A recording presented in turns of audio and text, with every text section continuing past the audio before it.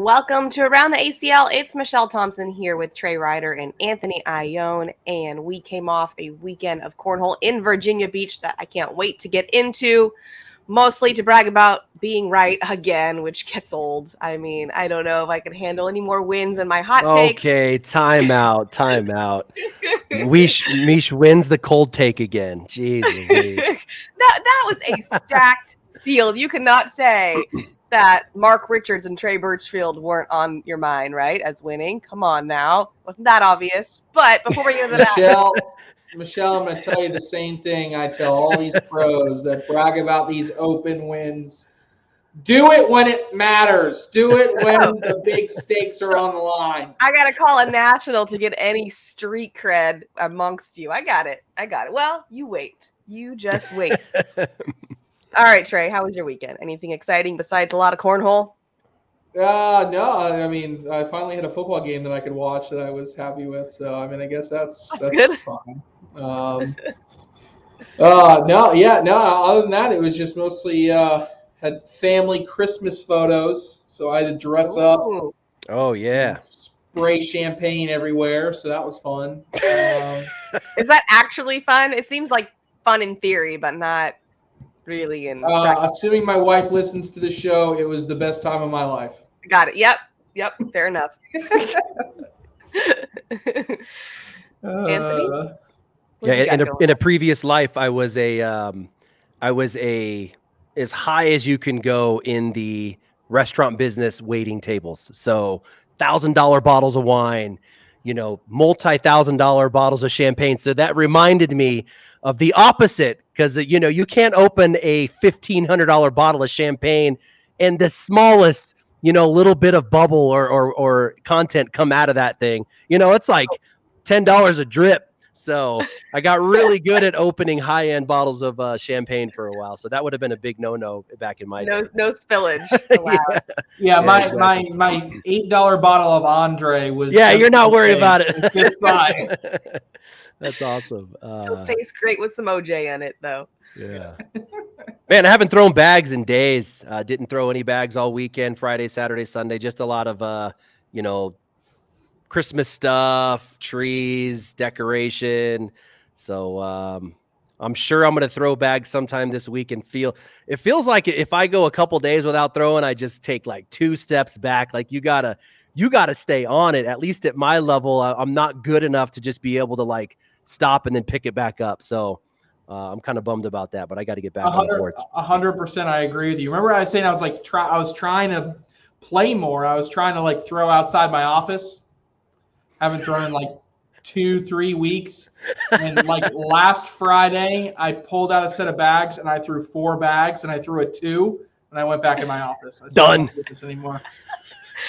That's the first like throw. I don't think you count that as like meaning anything yet. But you know that there's a difference between warming up and it not feeling good, right? There's a difference, right?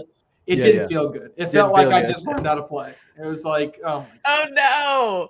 Okay, well, yeah, definitely need some more time. And these pros, man, they're playing 6-7 nights a week, a lot of them. I mean, that's a lot to compete with. But we had some amazing cornhole here in Virginia Beach at the Virginia Beach Field House. Big shocker on the finals there in singles, huh? Alex Rawls, Mark Richards. Who would have thunk it? Alex Rawls did take the win there in doubles. Eric Davis and Fisher Hamilton, and second place, the Noahs, Noah Almanza, Noah Wooten.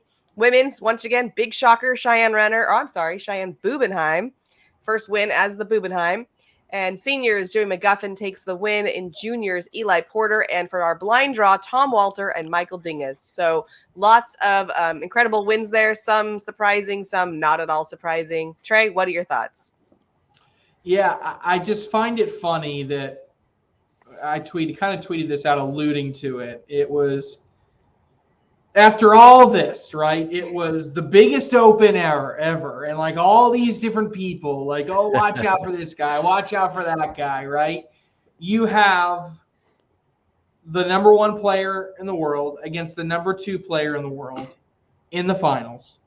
Yeah. And then in doubles, you have like Eric Davis, who's like one of the best doubles players ever, like again in the finals. The partner was different.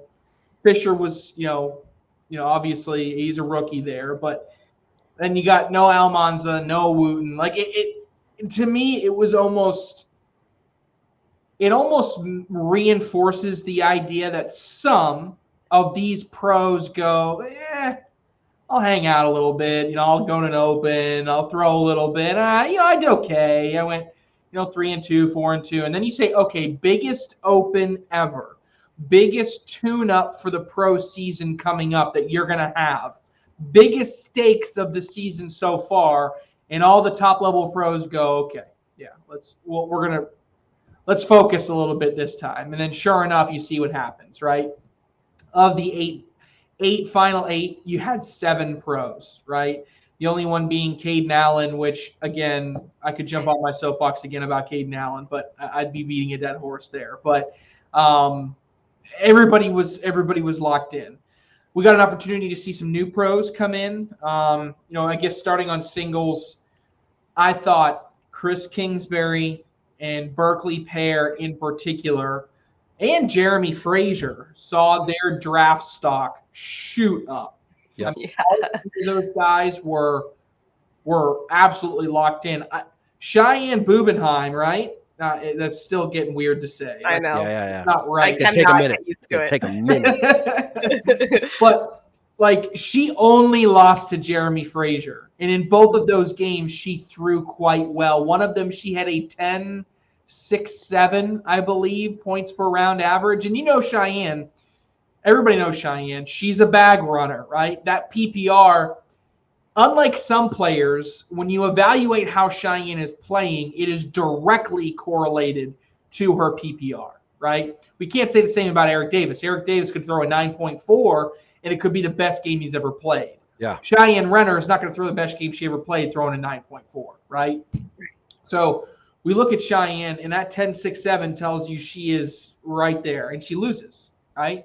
She loses again to Jeremy Frazier. If she didn't have to play Jeremy Frazier, she's undefeated on the day, right? So, but Jeremy was so locked in. Chris Kingsbury, how many bags did he put in the hole in a stretch? And I think he just got to Mark Richards and ran out of gas or something, because how he played, I didn't get to watch the game against Caden Allen, but I was following the statistics, and it was just like Caden Allen was doing what Caden Allen normally does. Yeah. And he just couldn't get him to miss. And Chris Kingsbury just wouldn't miss. So, I thought those 3 in particular. Duncan Clemmer, another one of those guys. You put him in a regional here, and he'll, whatever, right? But you tell him it's the most important event of the year so far, and he shows up, and he plays at a really high level. He makes that final 8 too. So, but in the end, on singles, it's Mark Richards v. Alex Rawls. Alex Rawls gets a little bit of revenge. He gets to take that number 1 spot for the time being, but I think Richards ran out of gas. Anthony, I know what he's going to talk about with Richards. He'll talk about the shot selection with the rolls, maybe too much roll, too much rolling. I agree to an extent, but I also think he lost the first game of the day, and he played 15 games over 7 hours, and I think he was a little burnt out. So in the end, though, Alex Rawls put on a clinic of how important it is to have bags around the hole, right? Yes. Alex Rawls is not a fan of the short block, but he throws that deep block better than anybody in the world, right? That deep block that's hanging in the hole. He says, look, go ahead. You can push it in. I'm not trying to prevent you from going in. I'm just going to make you do it 4 times, right? And now I've taken that slide shot percentage from 85%, from 90%, and I brought it down to 68%, 72%. So you're still going to do it at a very high level, but I'm going to continue to force you to make mistakes. He did that better than I think I've ever seen him do it before this weekend. He also did our new coin slot, which was always a fun thing to watch. Anthony, clip that one. I like it. Yeah, I love your point about the Rawls' ability to stay around the hole. I think that's the recipe for success, is controlling. I call it your bag on board speed. not necessarily throwing intentional blocks, because we know blocking is one of the most underrated, difficult bags to throw. You have to control your left to right, and you have to control your distance. If you just shoot at the hole with controlled speed, you will naturally block on accident quite a bit. You're going to come up 3 or 4 inches short on a hole shot, and it's going to be a great block. And that's what Alex Rawls does. Mark Richards, really good at that as well. And I think that's a recipe for success. But real quick, just a quick picture before I get into the details of doubles. Just want to mention that PPR does not get it done again in singles. I thought this was an interesting stat. Alec Ryan and Caden Allen finished as the leading team in combined PPR. So the highest doubles team PPR took 13th in their bracket. If you flip the coin on that and you look at that, of that offensive versus defensive minded approach, and you look at the DPR, you got Wooten and Almanza, getting it done with DPR. And Almanza really absolutely destroyed his opponents all tournament with the 20th ranked PPR. If you look at scoring and who actually was successful between the two players, Almanza by far, I think, he had a DPR of like 1 or something like that, but completely outscored his opponents with that stat. But yeah, doubles, I definitely wanted to kind of follow Davis and Hamilton's run through the tournament. I thought it was a really fun story and really kind of told the skill that these guys have. They have a bye in round 1. That round 2 was just a dominating warm-up against Alan Rawls and Chris Kingsbury. I do want to mention that Davis and Hamilton played only pros through the entire Open, but a warm-up because they take those guys down 25-5. Davis absolutely destroyed Rawls in the matchup, in that doubles matchup, winning his side of the board 17-2. So he was responsible for almost all the points in that one. And Hamilton really matched him on that side. So they came out hot at the beginning. He only missed 3 bags in that entire first game for those guys. Mish, question for you. Have you ever stood next to Hamilton? No, I have not. He is a big kid. He is a big kid, 6'4", and Wow. He's wide. So he's a big kid. And when you stand next to him, isn't Caden Allen really big too? Like tall? Caden's taller, but Fisher Hamilton he's a big boy. Yeah, yeah. He's a linebacker, man. He's a big guy. He's a big guy. But so they get that win. They go on to round 3, and even more dominating in that third round. Take down the Cobb brothers 21-1. This is pretty crazy. Digest this for a second. Hamilton pitched a 3 DPR against Tice Cobb. 3.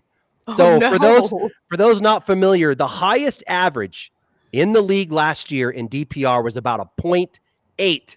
So to hit a 3, you're talking almost 4 times the average high. So essentially, if they're playing a singles match, that game's over in 7 rounds. And we see matches average 16, 17, 18 rounds. So completely killed his side of the board. Round 4 was their first legit test in that doubles tournament. They pull a Matt Guy and a Jamie Graham. Eric Davis carried that win versus Matt Guy on his side of the board. Hamilton doing just enough to squeak out the win. He gave up most of the points in that match, but Eric Davis really carried him across that one. Round 5, you pull a trending up team, a team that we're talking about as a potential top 10 doubles team, Jimmy Humans and Kyle Malone. This one is a good one. I mean, you're talking about draft picks. You're talking about where are we putting top 10 doubles teams. This is a must watch. The match came down to the side of the boards of Humans versus Davis. So you have to break this one up into 2 halves. First half, Jimmy Humans holding his own. He was up 6-3, and then the wheels fell off in the back half. 12-0 in the back half, of that game. And that's not even accounting the 11 he gave up in round 4. Now, the game's kind of over. You just chuck your last few bags. Didn't even count those, but gave up 12-0. That takes him on to the King Seat match. Must-watch match. If anyone wants to go back, check this one out. American Cornhole League Facebook. You got Harbaugh and Power to take the King Seat. Davis and Hamilton were down 18-11. The round that really turned that one around was insane. Of course, it's Eric Davis. Hits a backside drag bag airmail. This is all in the same round, by the way. Hits a backside drag bag airmail. Keeps his block in play. and it set up the nastiest bar of soap. I'll drop this one later today on Twitter or Facebook or something like this. But he turned what was a 99% of players are going to look at the round and they're going to go, okay, I'm going to go on and get my 3. Might have been 3 or 4 points. Or I can throw this laser of a bar of soap and squeeze 8 points out of it. That's exactly what he did. Pulls 8 points out of that lead change, up 19-18, comes back to Harbaugh and Hamilton's side. Harbaugh has to hit a drag bag airmail to stay alive, and then Hamilton shanks his 4th bag off the back on a push. Game over. So that drops Hamilton and Davis down to the loser's side. What do we get? We get a rematch. Humans Malone. They get a second shot at this one. Really close, 21-18, but was significant in this one. We get Davis's floor performance for the day. Now, when we say floor, if you look at a 7 PPR, you're going to go, oh, crap, he got his butt whooped. Not the case. He still had a positive DPR. Trey, tell me any pro that's going to throw a 7 PPR and outscore his opponent. The only guy could do that has got to be an Eric Davis, right? I mean, that was too many bags congested around the hole on that one. Exactly. But getting up to that king seat match so that they win that one, double dip scenario, right? They got to beat Harbaugh and Power twice. They went to another level. Hamilton threw an 11.14 with a BG carpet in game 1. Davis comes right behind him in game 2 for the double scoop. Davis throws an 11.5. Trey, when was the last time you saw Eric Davis throw above an 11? Stop playing. I don't think I ever have. It hasn't happened. I have never seen it happen. But congrats to those guys. Completely, it was just an awesome tournament to watch for those guys to run through doubles. The crazy thing about that double bar soap when I was watching it, like the bags were kind of like dripping over the hole. Like, I mean, just looked like it's Eric Davis. Looked like an impossible shot. It was just No great. doubt. I'm like, how did they? I don't even. Magic. He's magical. Well, yeah, we know this. I'm his biggest fan. To say that all the time. So I was really excited to watch. Yeah, I know. Hot take of the show. I'm Eric Davis's biggest fan. All right, let's move on to Overreaction Monday. And I'm going to read some things here for you, and you let me know if this is an overreaction or not. First one being, Fisher Hamilton is now going to be the first ACL rookie taken in the draft. What do we think, Trey? Gosh, they're trending. Like if I try to overanalyze this, I'm looking ahead who's got early picks. You got the Woodchucks, Aviators, Cutters, Marauders, Sliders. Really like the Sliders to take Gavin Cano. But after what I've seen so far, it's just like, how can you look at what's out there right now and not say Fisher Hamilton is one of the best 20 players in the world right now? I just don't know if you can say that. And if he's one of the 20 best players, he should be the first overall pick, right? I don't think he goes number 1 overall, but I think right now you got to take him over Gavin Cano. I think you even take him over Ryan Wiedenfeld. So I will say not an overreaction. Anthony? Yeah, perfectly aligned with that. Not an overreaction. I'm just going to stick with my day one predictions. I had Hamilton as Rookie of the Year. I had Hamilton as my number 10 in the world. Yes, Wiedenfeld and Cano right there. The only way he doesn't go as a pick, the first rookie pick, is if there's a relationship there. If there's a Wooten trying to grab a Cano, or there's some tight connection, a chemistry that they think will work out well. That's the only way he doesn't go first. All right. The top 4 from last season will be the same top 4 this season. What do we think? Yeah, I mean, number 1, number 2 feels like it, right? Yeah. I'll say this is an overreaction a little bit, but I don't think it's that far off, right? I think we may say Matt Guy. I mean, Matt Guy hasn't really impressed me so far at the beginning of this season, so maybe he drops a little bit. But I think the point of this one is really just to understand, though, the people who were good last year are still going to be really good this year, right? And we can't necessarily write them off as all these people that are going to jump in and take over. So I'll say it's a little bit of an overreaction. They're not going to be identical, but don't be surprised. Anthony? Yeah, I'm with that. I mean, if you look at my top 5 right now that we dropped a couple weeks ago, these are my top 5. There's only one player in the mix, Tanner Halbert, just so we can create some discussions, just to do something different. But there's a lot of pressure on this list from guys like Harbaugh, the entire rookie class. Graham struggling right now with a shoulder injury. He was throwing that football. He took, second to last at the last Open, last place at this Open. How is he going to come back from the recovery? That's the other piece of that. If Mark Richards keeps rolling bags, I'm definitely going to overreact on this one. But overall, I think I'm going to agree overreaction. How about Chris Kingsbury will be a finalist for Rookie of the Year? Wow. This one's tough. I like Chris a lot. I'll say it's an overreaction for now, knowing that I'll be happy to eat my words if this continues, right? I just haven't seen the sustained success. I've now seen in 2 different Opens Kingsbury really excel at a very high level. But at other times I've seen not anywhere close. If you want to be the Rookie of the Year, you need to have 3, or even in the conversation, you need to have 3 solid national performances. I need some consistency. So I'm going to say a little bit of an overreaction for now. Okay, Anthony? This dude showed out this weekend, definitely put himself on the map. So I don't know. When I think about these things, the first thing I ask is, how did he qualify? Because that's going to give us, a good level of talent. If he came in through an application, not so much. I mean, there's a few players that might not fit that mold, but how did he come in? He qualified in the open standings. Utmost respect for a player that comes in through the open standings. It's a grind. It's consistently showing up to get those points. Last season, he was in the bracket final in singles at open number 6. There's a check mark for there. Let's look at some stats. I looked at those. He's in the top percentile at the elite level in stats. So I'm like, whoa, I'm kind of buying into this guy. Trey, answer me this. How many people are considered finalists? Yeah, so the ballot can have anywhere from 3 to 5 people, depending on, because usually the way the ballot is set is there's a line drawn, right? Every single year, there's an obvious line to be drawn. I know for a fact it will not be more than 5 people. I know for a fact it will not be less than 3 people. If there's only 3 legitimate people that are in the conversation, then it'll be 3. But if there's 5 legitimate people that have a shot at it, it'll be 5.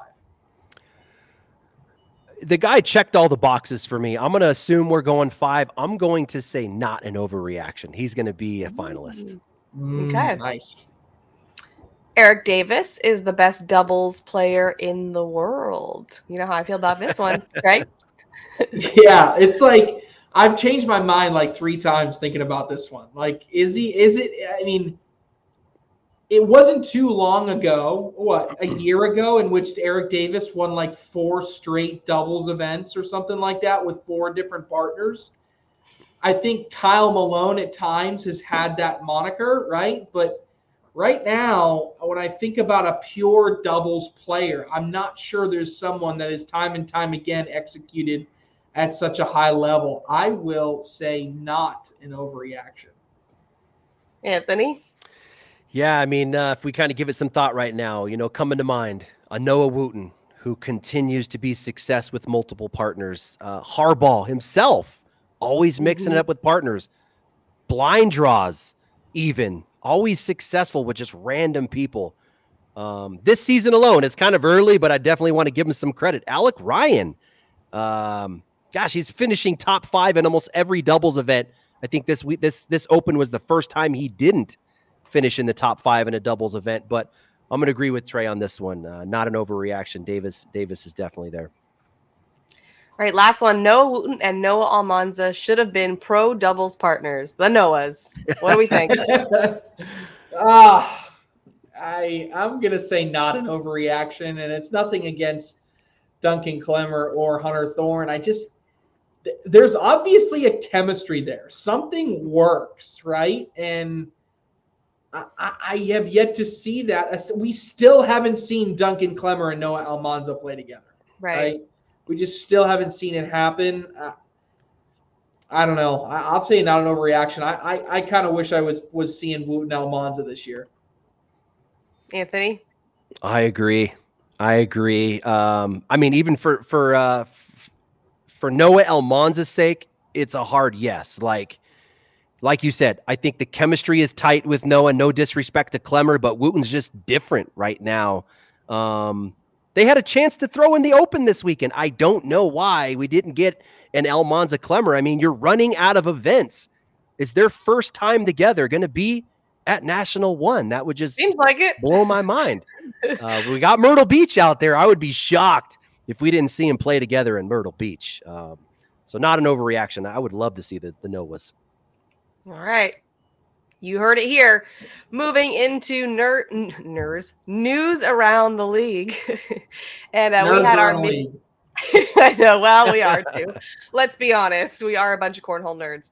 Our Midwest Conference, number 1 in singles, we had Alex Hicks. In doubles, we had Carson Getty and Ryan Wiedenfield. And for the Southwest Conference, singles was Sammy Soto, and doubles, Jacob Foreman and Matthew Creekkiller. What do you think, Trey? Real quick point, I just looked it up. Duncan Clemmer and Noah Almanza are playing together in Myrtle Beach. They are. Oh, it's confirmed. So, okay. So I was able to confirm that. News around. So, yeah, first on the thoughts for me in the Midwest Conference, Alex Hicks, that gives me a lot of confidence. I, like Anthony, was starting to get a little bit worried about this trend I was seeing from Alex Hicks where he wasn't executing at a high level. It wasn't an open, but seeing him play at a high level, and when you look at the number of players that were in that Midwest Open, it was not a bunch of bums, okay? You had some elite level players there that he had to go through and get the win. So that was reassuring, at least from my perspective, to see Alex Hicks get a win. Only other thing worth mentioning, great to see Creekkiller and Foreman get back onto a podium. I think that says that, hey, we're still around, we're still here, we're still throwing at a really high level. So was impressed to see both of them get a win at a conference. Any last minute thoughts there, Anthony? Yeah, I completely align with what Trey was saying. And Hicks went through Ryan Wiedenfield to win that conference. Yes. So that is huge. That Southwest Conference is stacked. I mean, look at Nasty. this. JVJ, Turpin, Creekkiller, Chamberlain, AJ Sims, Kano, Grindersleeve, Batson, Caleb Franklin, Costanza. Those were just a couple quick ones I pulled off the list. But that is who's competing in that. And who wins it? Sammy Soto. Legit player. A legit player. He's probably not on most radars. I believe he's a non-pro, as a matter of fact. So he goes through Kano. He has to get AJ Sims twice to get to the bracket finals. I'm not sure who he pulled once you got into the bracket playoffs, but big win for Sammy Soto out of that conference for sure. Huge. All right, let's talk about some draft sleepers. You guys are going to provide us with 3 ACL team draft sleepers or value picks that people won't be expecting, but will be really great for their teams. We'll start with you, Trey. Who do you got? Yeah, so I could have gone with some players that were top picks, but I kind of wanted someone that you're going to get in that 4th round, 5th round, something along those lines that you feel like you're going to steal a win here. First one is, I feel like we talked about this guy in this type of position a lot, but I got Donald Cupp on my list of sleepers. Right? I know. I'm telling you. Donald. He just, I was looking at his statistics. I'm like, this guy is elite. He's legit. Right? He in senior standings, he's top 3. I mean, the guy just, he knows how to put bags in the hole, and it doesn't look pretty, and he's a quirky guy, and it's just like, you got to worry about team chemistry, but like, push all that away and just look at what the guy does. Don't watch him. He's just going to produce results, and I think he's someone that's going to fly under the radar, and I think he's got a chance to be a really, really good pick for somebody. Next up, I have someone here out of the Rock Hill region. Currently, since mid-November to the beginning of the season, when I pulled these numbers, a 9.82 season PPR. I know PPR is not everything, right?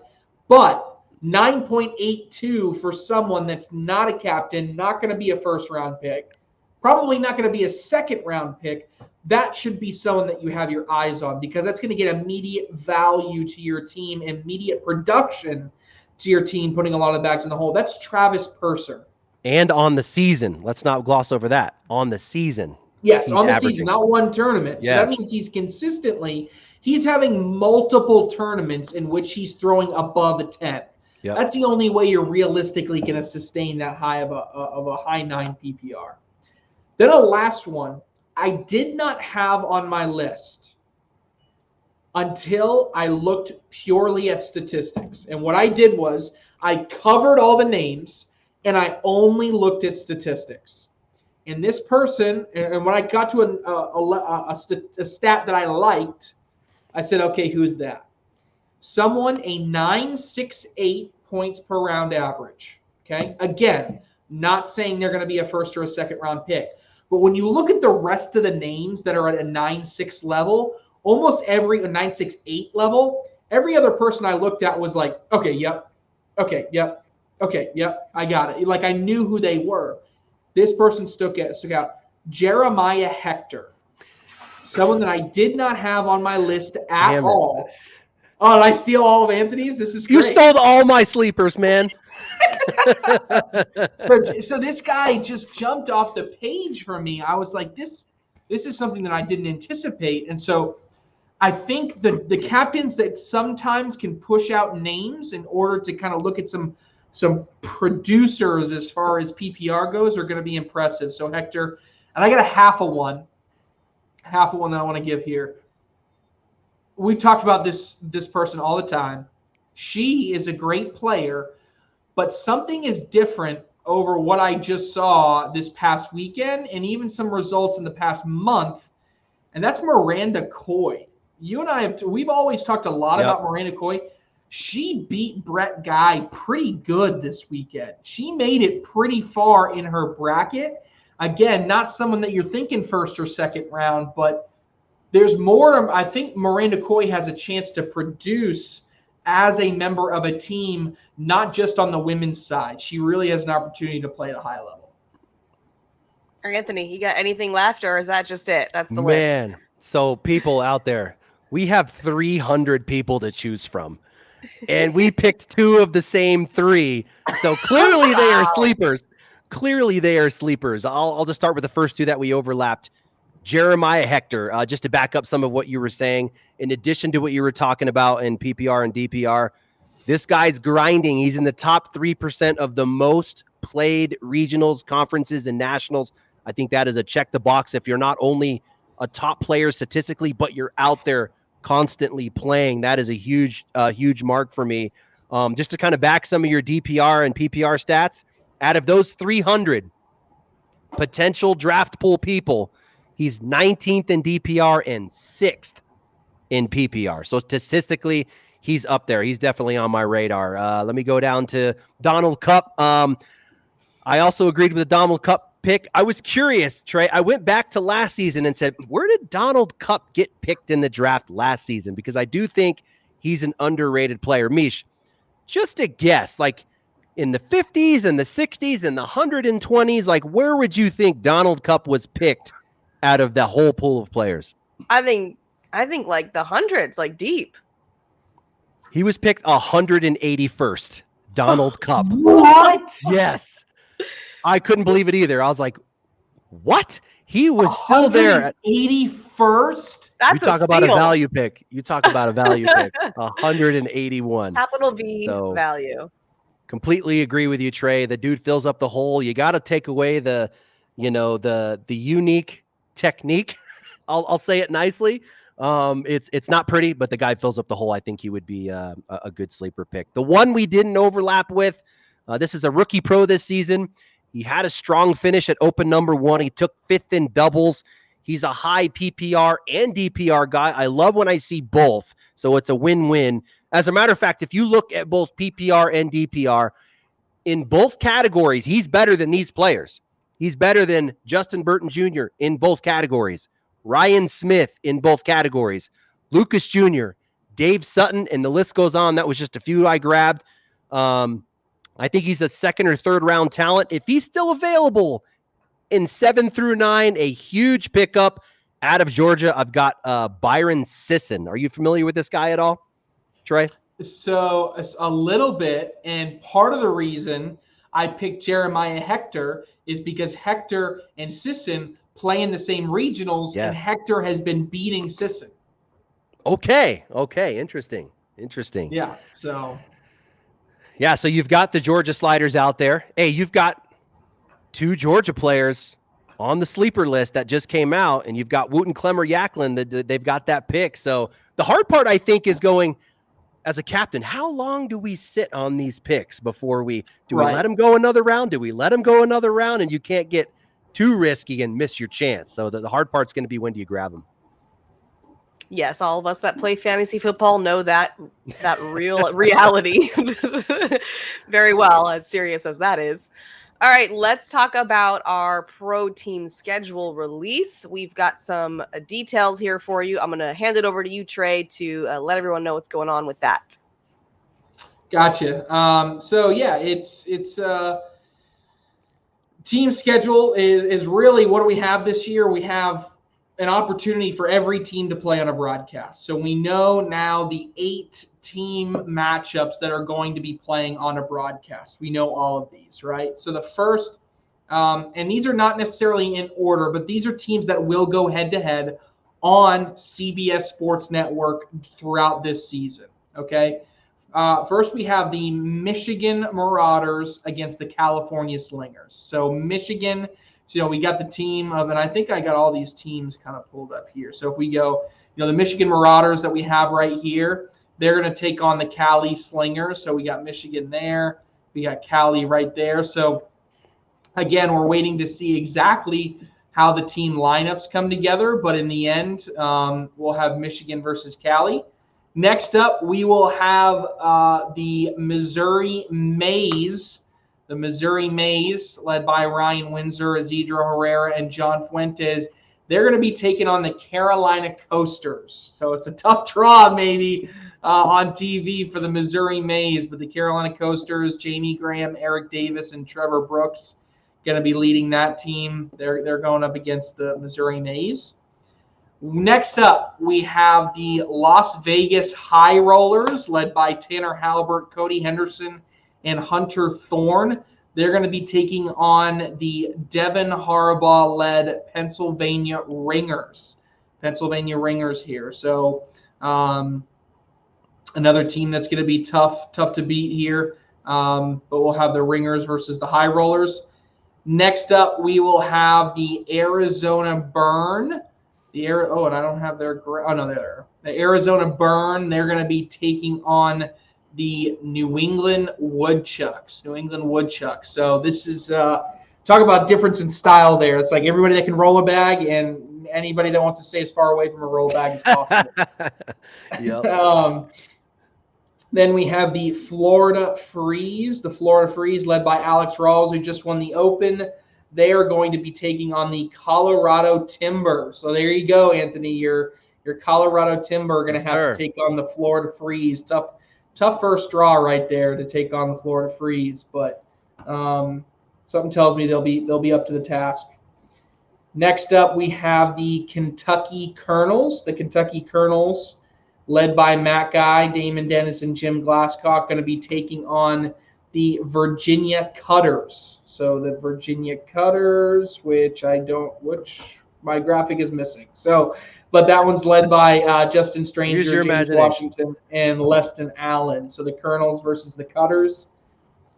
We have the Ohio Aviators, which I apparently am missing as well. I missed 2 of them. Ohio Aviators going to be taking on the Texas Bully Baggers. So Ohio Aviators going to be Trey Birchfield, Noah Almanza, Matt Abernathy, taking on the Texas Bully Baggers, Ernest Minarca, Eddie Grindersleeve, and Dylan Turpin. Then finally, last but not least, the Georgia Sliders that we talked about. I'm missing their graphic apparently as well. No, they're right here. Georgia Sliders, Noah Wooten, Hunter Yaklin, Duncan Clemmer, going to be taking on the Chicagoland Spinners. So Mark Richards, Philip Lopez, and Nico Morales. So those are the 8 head-to-head matchups that we will see on CBS Sports Network at some point this season. So yeah, interested, Anthony, to hear if any of those stick out, or Michelle, any of those stick out to you as ones you're particularly interested in watching. What do you think, Mish? Oh man. All right. So I am curious to see how the coasters, I feel like sometimes when everyone's like, oh, that's the team, like when we saw that Mark Richards and Cheyenne Bubenheim were going to be paired up in that Pro Invitational, we're like, oh, it's over. It's over. Right. And so sometimes I feel like the hype can maybe fall a little short. So I'm excited to see how they do in the actual matchup and if the Mays can give a run for their money. My only thought is your division record is critical, right? Depending on how you finish in your division is where you make it to the next level. These seem to be over. These weren't specifically division matchups, right? No, they were specifically taken as inter-conference, so across the conference lines. Purpose. Okay, so you are on going purpose. Across. Okay. So, and part of the reason for that, one, to give a little West versus East vibe to them, but also for sponsorship reasons. We're trying to sell sponsorships per conference. So one sponsor may sponsor an entire conference of teams, another one a conference of teams, so they get equal representation on broadcasts. Gotcha. Makes sense. And then real quick, national number 1 as far as streaming goes, so what you can watch on ACL Cornhole TV, we'll have the High Rollers versus the Slingers, the Burn versus the Maze, the Freeze versus the Marauders, and the Colonels versus the Coasters. So those are additionally 4 games that we can watch on streaming for the first national of the season, and each national will have 4 games streamed in addition to the broadcast. So every team is getting an opportunity to appear on 1 broadcast and on 2 streams throughout the regular season. So plenty of airtime for a lot of these pros. Cool.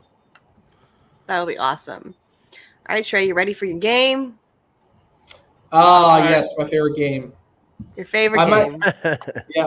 Maybe I'll let Anthony take over the reins one day. Yeah. I'm doing something different this time. Oh. So this one, easier question, but I got 5 of them, and I just want to see how if you guys know the answer to, like who is the person that blank, right? And it has to do with the most titles ever. Okay? So, who has the most? I'm going to keep track. We're going to make this a game between the 2 of you. Okay? Oh, geez. Yep. So, who has the most doubles national titles of all time? Most doubles Nationals of all time.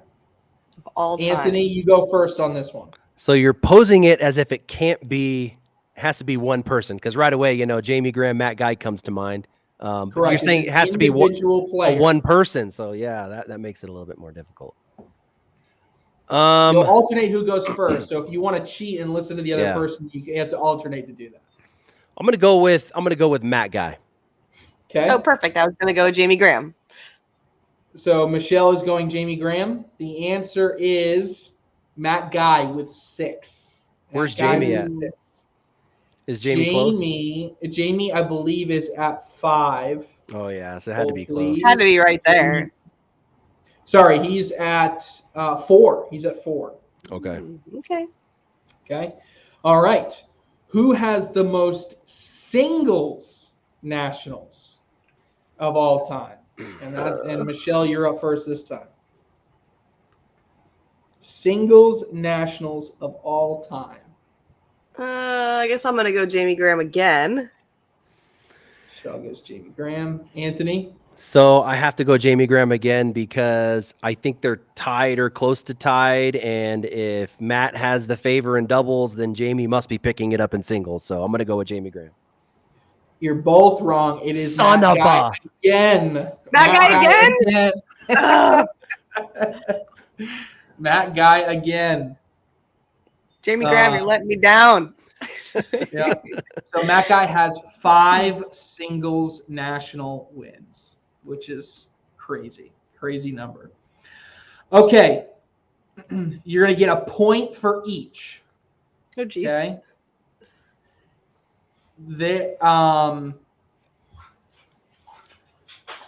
Well, now there's 5 total points on this question. Okay. How many singles opens is tied for the most all time? Oh no, never mind. We're gonna ruin it. There are 4 players that are tied for the most singles opens of all time. They all have 3. Can you name the 4 players that each have 4 singles open wins? Anthony's up first this time. All right. Alex Hicks, Mark Richards, Matt Guy, and there's a 4th.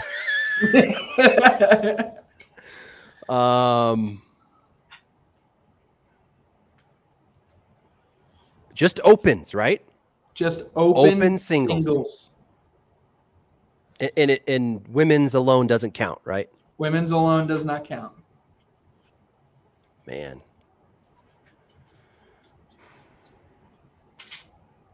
Something tells me it's not Jamie Graham. I'm going to go Jamie Graham. Okay. Michelle, you want to guess yours? I was in agreement with the first 3, but I was wondering if Alex Rawls was on that list. All right. You each got the first 3 correct. You got Matt Guy, Alex Hicks, and Mark Richards correct. The 4th is Josh Holland. Really? I wouldn't have guessed that. Okay. Oh. All right. Who has the most doubles open wins? Michelle, you are first. Double open wins. Since we were talking about it, I'll go Eric Davis. That's a really good one.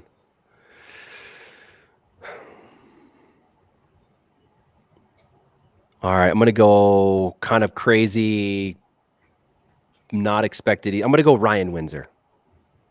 Not a bad guess. Both wrong. It is Trey Birchfield. With 5. Trey Birchfield. Okay. All right, last one.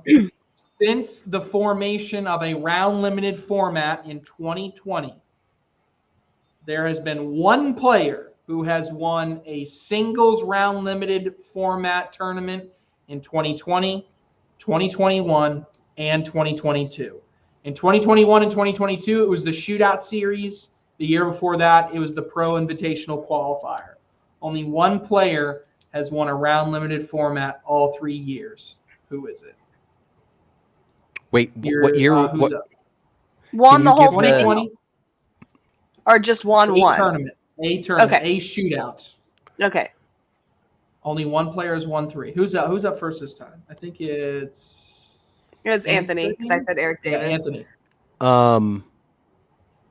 The Pro Invitational was non-pros, right? The Pro Invitational qualifiers were no, they were all pros. Okay, so then we have to think about who wasn't in the league 2 years ago. Wait, you said 3, so 3 years ago. 3 years in a row. So 2020, 2021, 2022. Did we lose Anthony right before he's about to guess? Oh, he goes back. Now he's Am I getting choppy? You're good. Real quick. I'm going to go with Frank Modlin. Michelle? Ryan Smith? Jamie Graham is the answer. My God, that's when he comes in. Damn it. Anthony wins 4-3. By one. It was a close one. All right, it is time for our hot takes.